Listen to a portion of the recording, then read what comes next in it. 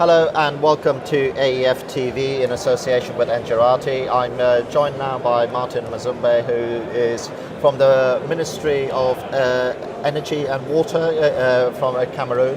And we were talking a little bit off air before the interview, and one of the things I wanted to explore and try and do the interview in two parts, but the first part is around some of the challenges that you're facing in Cameroon in terms of getting projects off the ground and things like that. If you could just share with us some of those areas. Thank you very much for this opportunity that you gave me to talk on your media. I would like, first of all, to present the excuse of my Minister, Dr. Bazela Tangnakuna, who was personally supposed to be here, but who happened to be called up on some other official duties. This said, my name is Martin Mesumbe. I'm the Director of Petroleum Products and Gas in the Ministry of Water and Energy in Cameroon. As far as challenges are concerned, our Head of State put in place a very ambitious program to emerge in 2035. And to do this, we need energy. A couple of projects have been going on. A lot more still has to be done to meet up with the energy needs for this emergence program. If I would say, Cameroon is very highly endowed with hydro potential, but less than 10% of it is actually exploited. Our production capacity presently is just about 1,000 megawatts, and we intend to move up to 3,000, 3,500 before 2020. So these are the challenges. We also want to develop in the energy mix renewables and including natural gas, which we started exploiting since 2 years ago. And so, with the hydro projects, for example, if we can just spend a bit of time on each one of those, if I may. One of the issues with hydro projects is that they aren't that simple. There's a lot of feasibility studies and environmental impact and geo and all that sort of stuff. Is that why you're looking at an energy mix? Because the hydro projects will typically take something like 10 years to get off the ground, but you need power now. So is that where gas is coming in and the renewable side of things? I think all of that comes in one packet. Actually, we have a couple of ambitious projects that are ongoing. We have the big dam project, Lompanga, which is essentially a reservoir dam to regulate the flow into the Sanaga River, which is the present big supplier of power as hydro is concerned. We have other smaller dams like Mekin is supposed to produce about 20 megawatts. You say supposed to, is it? Or when it will be finished? When it's finished. Yes. Yeah. And we have Menvele, which is supposed to be completed in about a year's time to produce about 115 megawatts. So these are all projects that are in ongoing. Construction? That are ongoing. Yeah. Then as far as gas is concerned, we have already a power plant fired by gas in Kribi, producing 215 megawatts, and with the intention to increase this capacity in 2 or 3 years' time to 350 megawatts. On top of that, we have feasibility studies going on for huge hydro projects like PEP, that has a capacity of about 2,000 megawatts. We have in Bini Awara, in the Adamawa region, that is supposed to produce about 300 megawatts.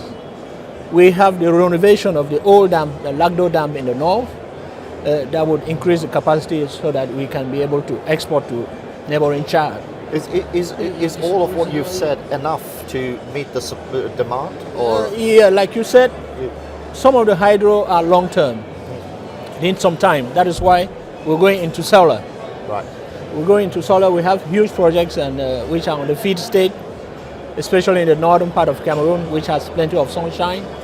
We have been working with partners who are ready to build a solar farm, produce about 500 megawatts. And we have isolated small projects to supply in about 1,000 villages with small isolated solar plants. So these are like distributed generation? Yes, distributed generation, and especially in rural areas that are very distant from the existing grid. So that sounds to me like we've got a plan. It's all in control. We're gonna meet demand with supply and things like that, or am I painting too rosy a picture there? Well, it's just trying to say that something is going on, right. But there's still a lot to be done. Some of these projects that are on the feed stage, we're still looking for financing, and that is why we come to this forum. It's my second time to attend the African Energy Forum. I was in Berlin. Last year I wasn't able to come to Barcelona, but I've been learning a lot, and we've been making a lot of contacts, trying to sell Cameroon. Cameroon has the political stability. Cameroon has put in place a lot of enabling conditions and legislation. We put in place the law on the public partnership, and we want to develop some of these projects in those lines, PPP. We've also opened up the electricity law so that IPP can be encouraged. And we've been having some problems because the distributor was the transmitter also. Right. So we want to separate the two now. Yeah. We separated the producer, which is EDC, Electricity Development Corporation, and the government wants to put in place a company that will be in charge essentially for the transmission.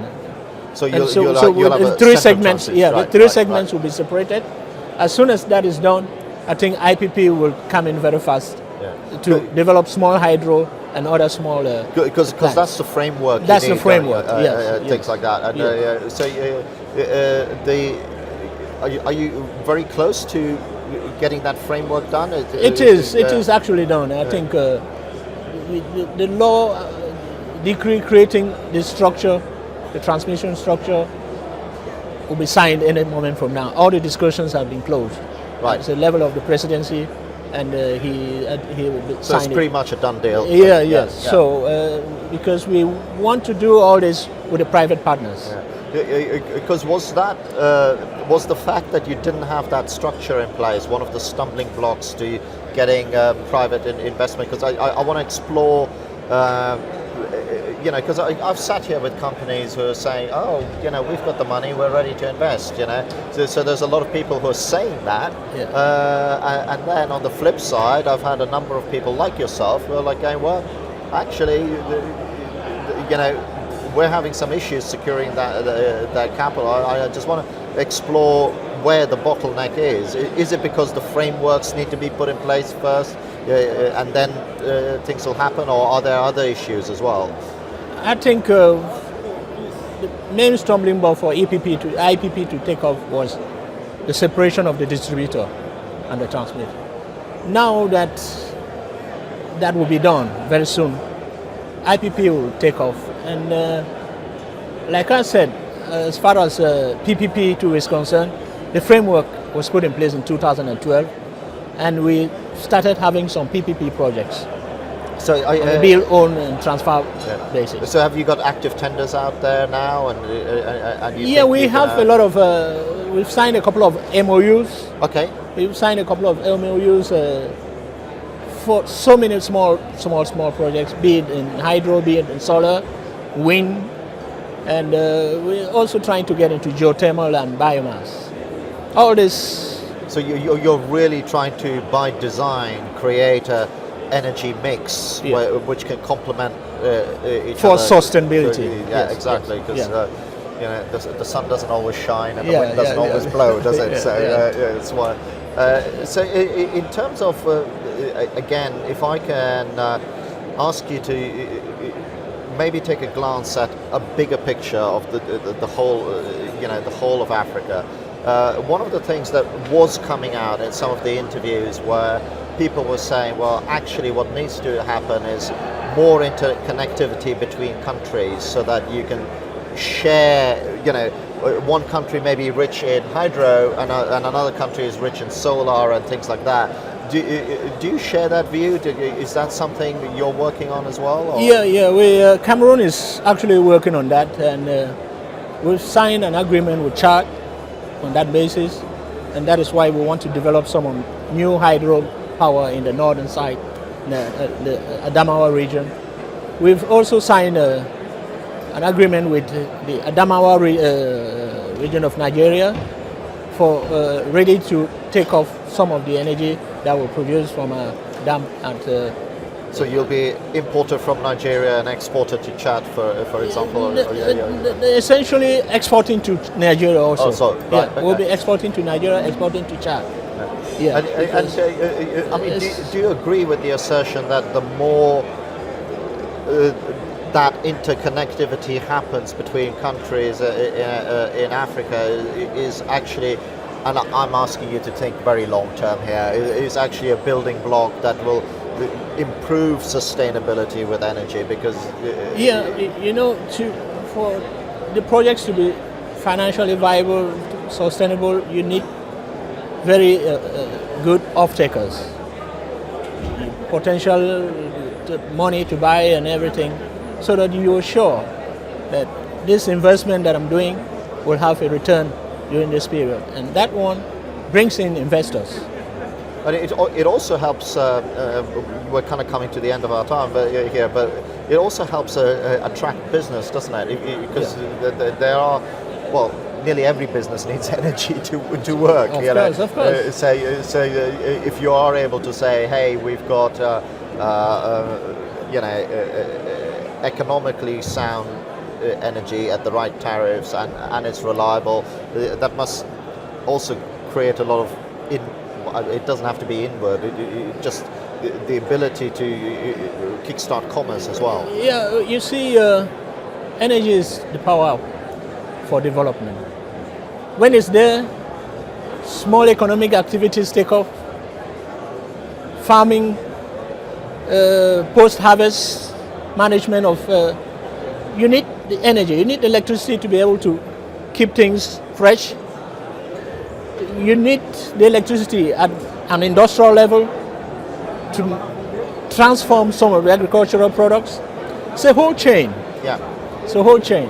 And then in all that, people improve their standard of living, people improve their living conditions, and everybody feels happier when there is enough light. Yeah. And your just a final question is the framework for the target you mentioned is 2025. Is that the? We have two targets. In the short term, 2020. Right. Move from 1,000 megawatts to 3,500 megawatts. Then by 2035, which is the year the head of state has said, envisage that Cameroon should emerge, should be an emerging country.